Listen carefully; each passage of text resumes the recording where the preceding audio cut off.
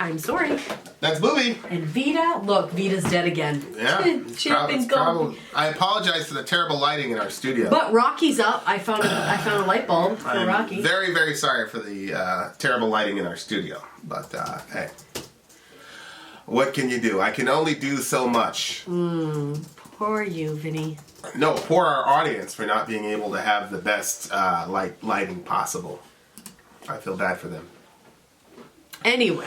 This is for Rachel. What's good, Rachel? How are you? We finally made it happen. Well, Colpy made it happen for you. And by the way, kept going to bat. Rachel, if this video gets blocked, which I'm about 98% sure that it will, the record label, was it Hopeless Records? Yeah. If you YouTube search this, you're only going to find one copy of I Won't See You Tonight Part 2. Yeah. And it's from Hopeless Records. Right. Which means it's the only video that we can use, and I'm about 98% sure it's going to get blocked, because I Won't See You Tonight Part 1 got blocked. I don't know if you remember that. I don't remember. Yeah. I Won't See You Tonight Part 1 got blocked. So if it gets blocked, Rachel, it's not us. It's your friends. Also, that's why we re-uploaded the Deadhead. Is it called Deadhead? It's a Devin Townsend Deadhead one. Devin Townsend is because it got blocked, so I had to like maneuver things to be able to put it back up for you guys. And I'm trying to do that with a Demi Borgier. Is that how you pronounce it? Demi Borgier. Yeah, I'm trying to put up another one of those that got blocked, but I'm running into quite a few issues before I can release it again to you guys. But for now, here we are on I Won't See You Tonight Part 2. So it's happening finally. With terrible lighting. I think the lighting's awesome and the filter looks fucking amazing. No, it doesn't. All right, let's go. Just let us know in the comment section who's right. And go.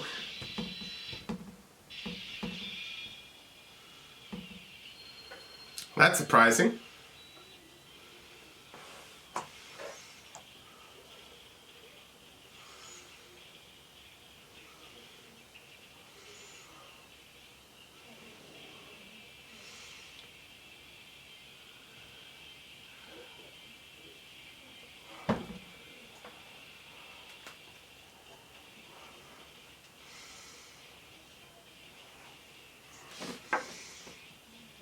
Oh my gosh.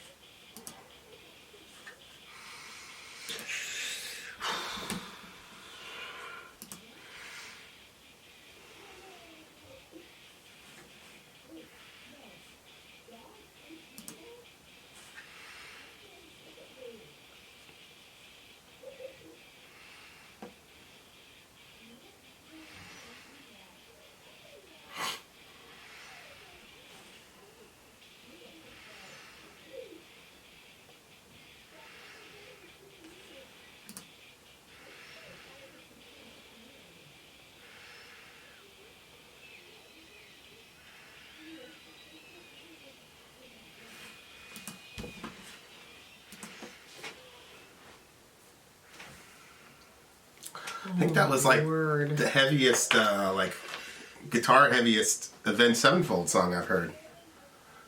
Which was very surprising to me because the last couple of songs we heard from them were not heavy. They weren't really a heavy band. But this one was very heavy. I was very, very surprised that it started out as heavy as it did. So this is, I'm pretty sure their friend tried to kill himself. He didn't kill himself. He wasn't successful. Oh. And I think the singer is the one that found him, like discovered him in the bathroom. That's terrible. And then they sent him off to rehab. The guy actually is not in the band anymore. I'm pretty sure I remembered that from before.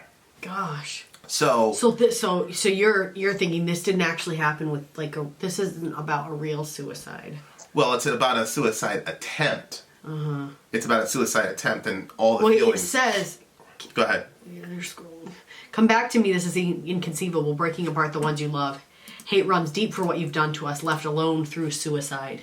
Yeah, but the guy didn't die. Yeah, but I bet that this song for a lot of people. Well, yeah. It's applicable, and my stomach feels upset. It's a very strange thing being angry at someone who dies tragically. But as a person who's survived 2 close family members committing suicide successfully, that's definitely part of it. And you feel guilty, but it's a sense in which the person, abandoned you. Yeah, yeah. And of course, it depends on what side of the street you're looking on, right? Initially you're like, oh, this person abandoned me. And then after a while, I came to the conclusion that, well, they held on as long as they could. Yeah. And so if you frame it that way, then a lot of the anger goes away. But a lot of that has to do with, growth and what you know of the person, and a lot of wrestling sessions with God and trying to figure out how a person could do that. Yeah. Yeah, that's tough.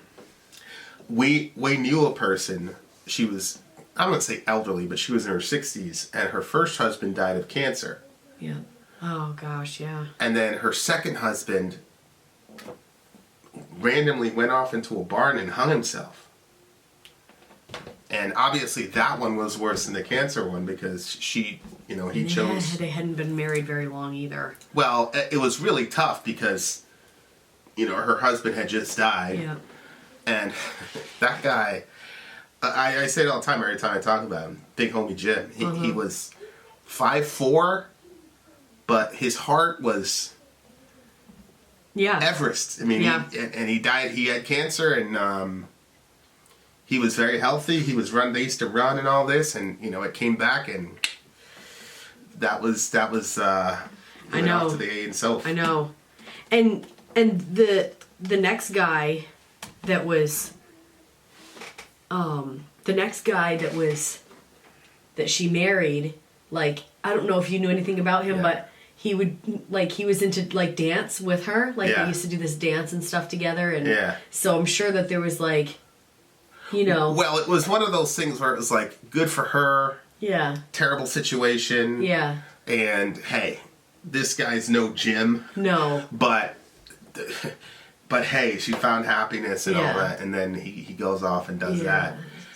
And then she's got to go through another funeral. It was within 3 or 5 years.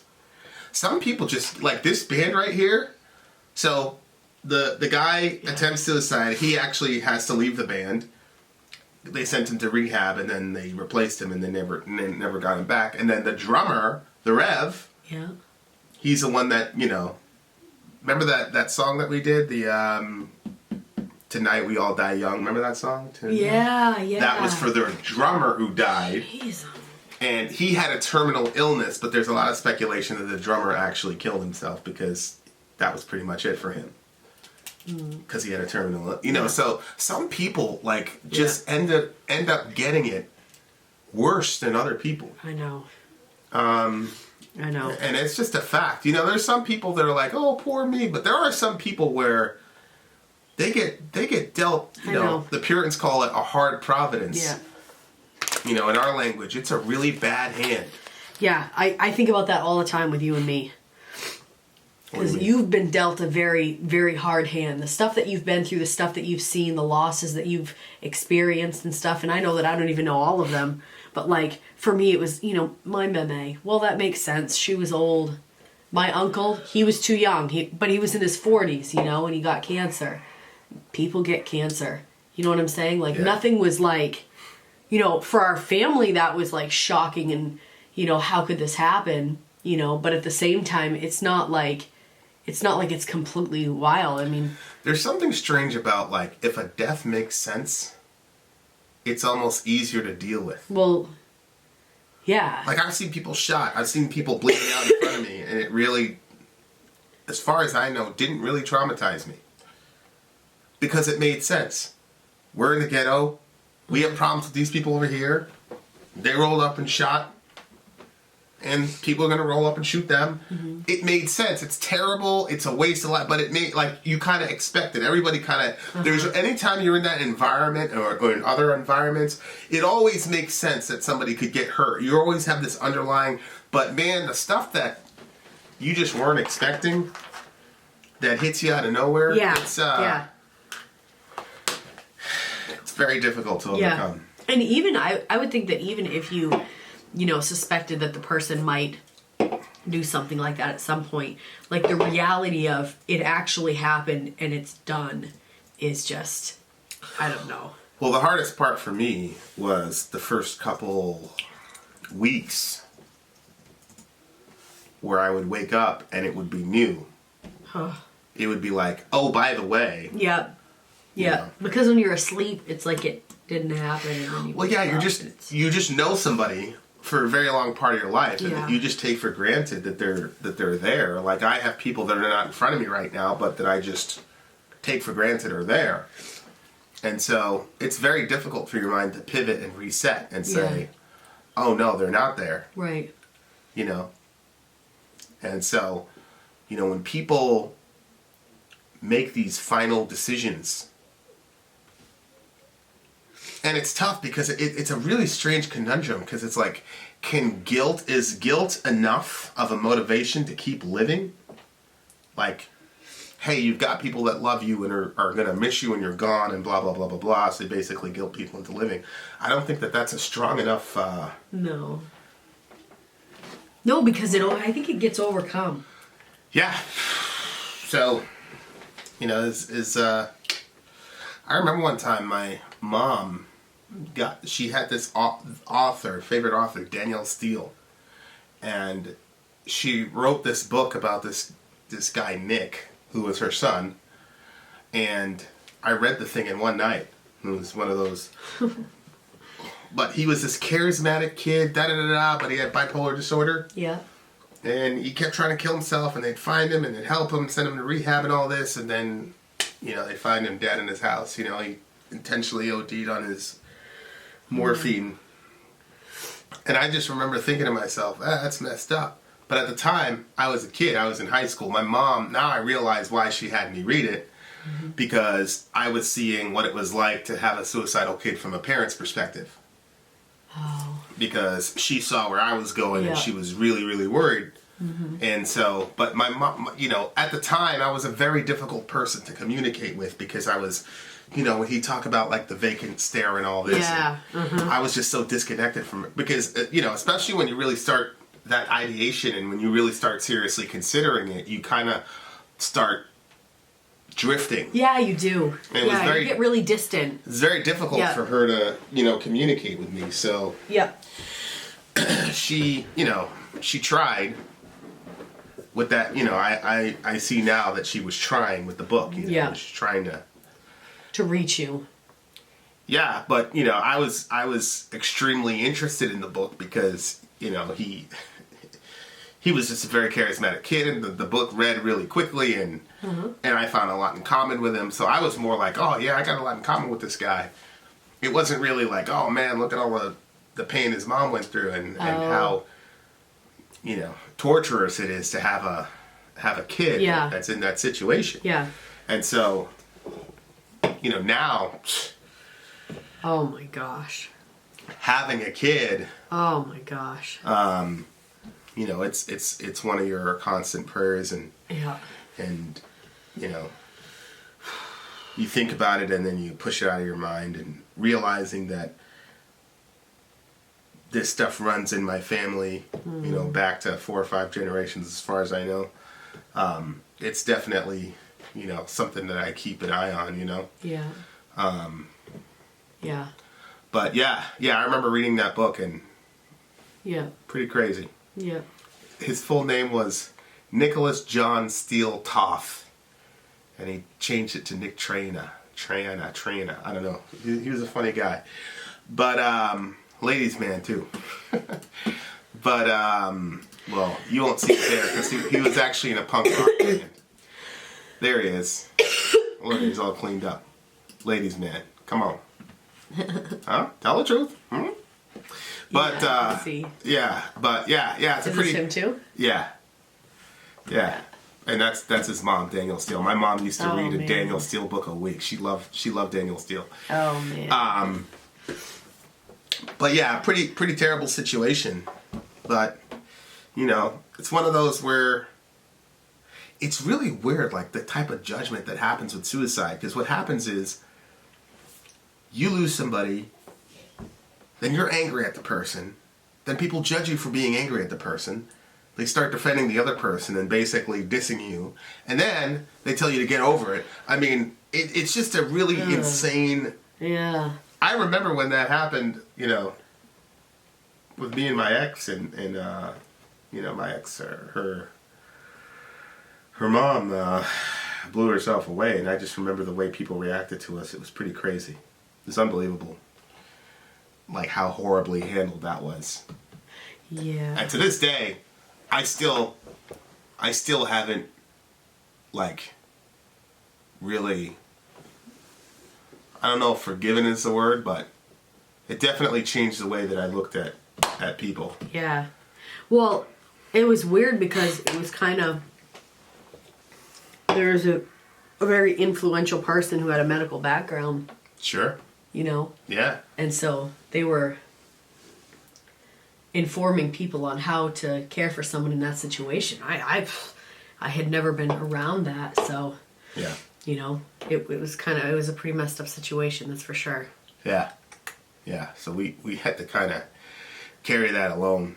Yeah. But yeah, you guys did. But it made me say, if I'm ever in that situation, we're gonna be there for people, and we were able to help other people through those types of losses. So everything happens for a reason, but. Yeah. It's very difficult.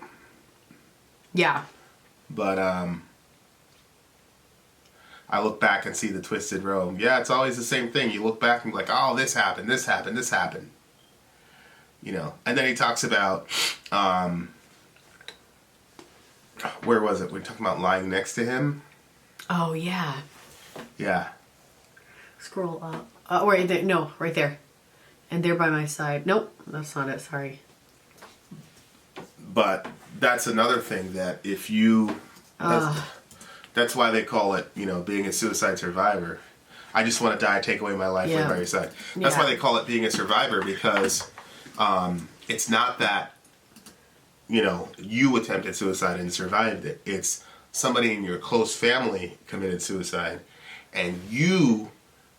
didn't follow them. Well, yeah, because it increases your chances of doing it. I totally... Yeah. And what was interesting is, so my ex's, my mother-in-law, I'll just call him mother-in-law, her brother, a year earlier, had blown himself away. Yeah. And then in her note, she basically said she was going to be with her brother. Yeah. And then my mom, the last conversation that she had with me... But it wasn't that obvious. She put it in code. Well, she explained the code in the letter. Yeah, the letter that you read after. Yeah, it was explicit that she was going to be with her brother. And then my mom, the last conversation I had with her, one of the last things she referenced was my mother-in-law's suicide. So it increases your chances likelihood exponentially. Yeah. So, which is another thing that a lot of people don't talk about. So there's all these very strange situations where if you are a survivor of a suicide of one of your close friends or family members, there's these very weird situations that you get in because you're in danger of doing that yourself, but everybody's focused on the fact, rightly so, that this other person died. Yeah.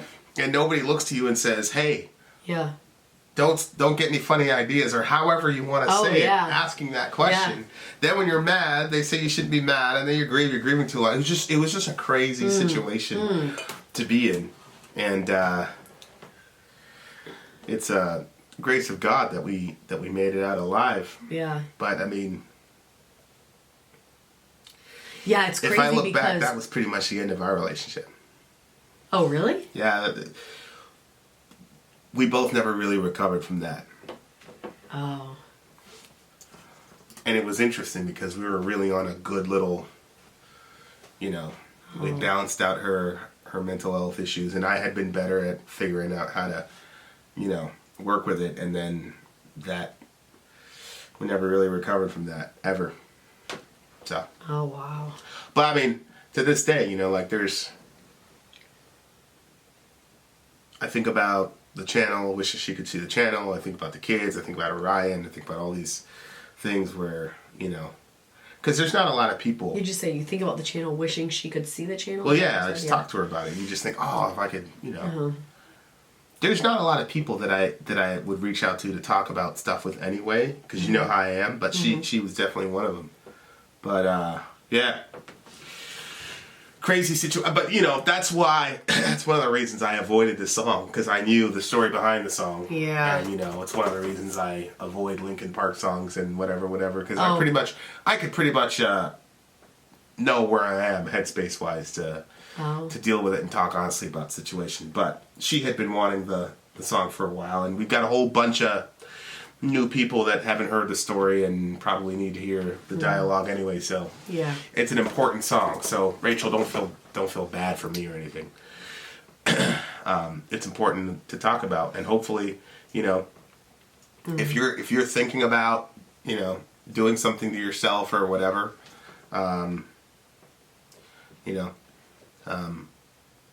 not going to guilt you into it, but try to get help, because what happens is people, again, in the description we're going to have the hotline for like a suicide hotline. Please call the number. Yeah, people talk about it's like I said, like guilt is not a strong enough emotion to keep somebody here. Because what ends up happening is they get to a point where they say, well, I'm more of a burden here than I would be gone. I was going to say, yeah. So that justifies it, and then they're out of here. Yeah. And the thing is that everybody is a burden to everybody. You know what I mean? Like, it's just a matter of degrees. And at some point, you're going to make it out. You're going to be able to help somebody else. And there are people that have, I remember one time we were in a park with these kids. They were kids, they were teenagers, but they were like running around the park and telling people about Jesus and whatever. And we were at the park too, and it was summer. And then, so, we prayed for them, we sent them on their way. And then this girl comes up to me, a little 16-year-old, sweetest girl. And she says, can I talk to you for a second? Oh, yeah. And I said, yeah, what's up? And she pulls up her shirt, and she's got all these scars on her arm. Yeah. And she's cutting herself. And the crazy thing is, she was the most active one in the park, telling people about Jesus. Yeah, she was. And, praying with people, going around. Fearless. She was fearless, yeah. And again, we're in the downtown area. It's Maine, so it's not like the Bronx, but people have been shot over there. Yeah, but at the same time, it's Maine, so... you're used to a certain level of whatever. Yeah, these are suburban kids. There's a lot of parents that wouldn't let their kids go there. I'm not even certain that the parents knew exactly where their kids were, to be honest with you. Yeah, that's true too, yeah. And so she pulls me aside, she pulls up, and she said, can you pray for me? And I said, well, why would you come to me? Because it was a park full of people, and she pointed to my arm. She's like, I need you to understand. The point of that story, whether you're a Christian or not, is that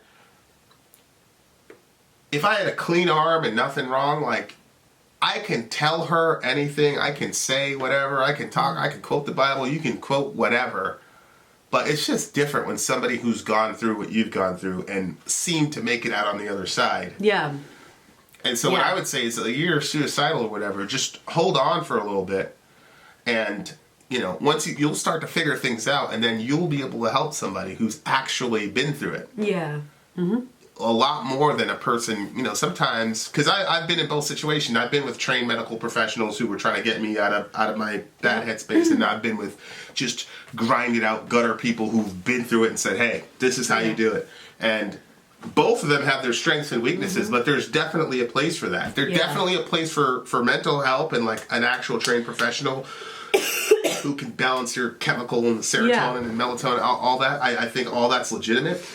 But I also think that there's a place for people who have been through it and have known how to, you know, weave around their depressions or whatnot. Well, I think that's why, you know, our buddy from the channel reached out to us and was saying that when remember I read that message to you, he was saying that when he heard that you were, what was it, Wellbutrin?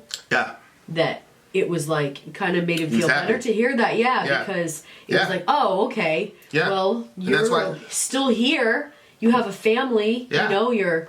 And that's why I talk about it. Mm-hmm. You know, he was kind of like, oh, it's messed up. I'm like, no, that makes me feel like, okay, I shared that. The crazy thing about this channel is that I have shared a lot more personal stuff with this community than I've ever done. Yeah. You know, even I find out stuff when he's doing these videos. I just feel like there's a bigger purpose. I remember one time, I buried my mom, and then I went to church and did a Bible study. Nobody knew the difference. I thought that was when I found out about that.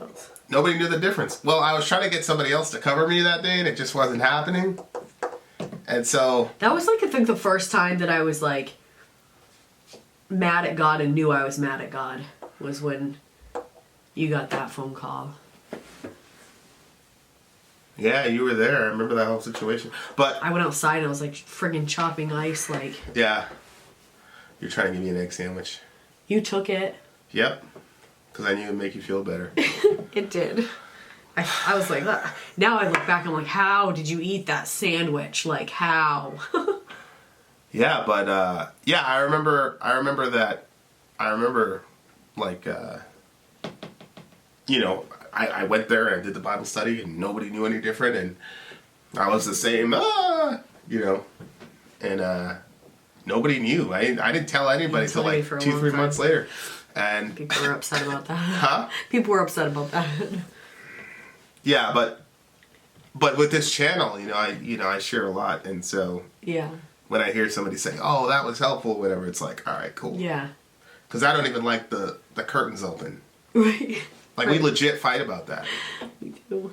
Like we've spent money and whatever to come to a compromise. But I have like sheer curtains that are like see-through-ish, but if you're outside and you can't really see through. Bullshit. But he's like, no. Bullshit. You he can't. wants the black friggin' curtain pulled across. I'm like, I can't stall this depression. It's too dark. I love it.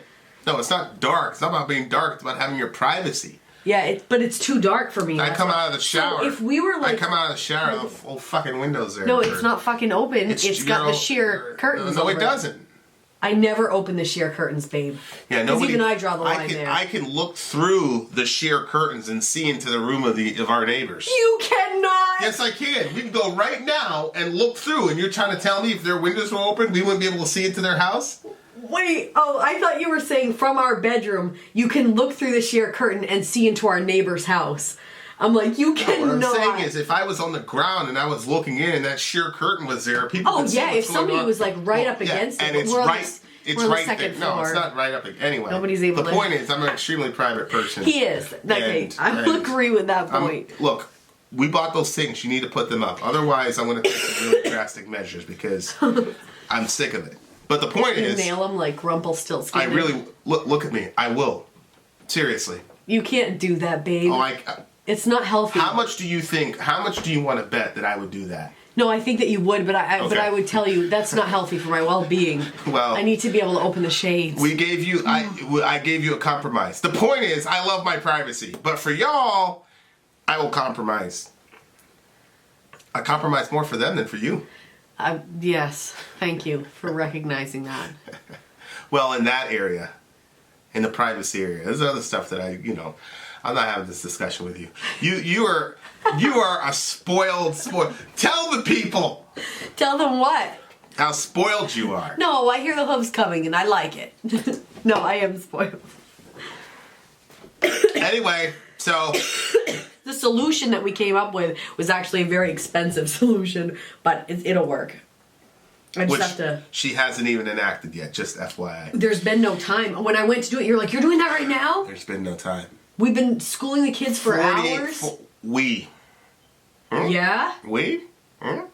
Oh my word. Alright. If you say so. Oh my word, babe. I'm gonna shoot a video on my channel. If you don't... What do you give the song? You're so crazy. You know what? To be honest with you, I don't like this song. I don't like the topic. I don't like the way that it made me feel. I think that sonically, it was great. Like, it was like right up there, but it makes me, like, it really upset my stomach. There was too many people that I was thinking about, too many situations, and then like there's nameless in my mind, countless numbers of people that watch our channel that have been in this situation, and I don't think I can put a rating on it because I think I feel too uncomfortable to rate a song like this. Yeah. We usually do a silent count for yeah, the songs. I think it's gonna have to be a silent count. The thing that was important about this song was how specific they were about the feelings of hate and things like that you generally don't hear in a suicide song, or you generally don't hear in a song where you lose somebody like that. So yeah. I thought he was really, really risky honest because, like I said, the guy is still alive, so he's hearing this song. But I think there's a lot of trust that, hey, he knows what I mean. So I'm not going to rate it. That doesn't mean it's bad. It just means that the moment is too holy for us to put a number to it. That's what it means. All right. Vin out. Sori out. Gone.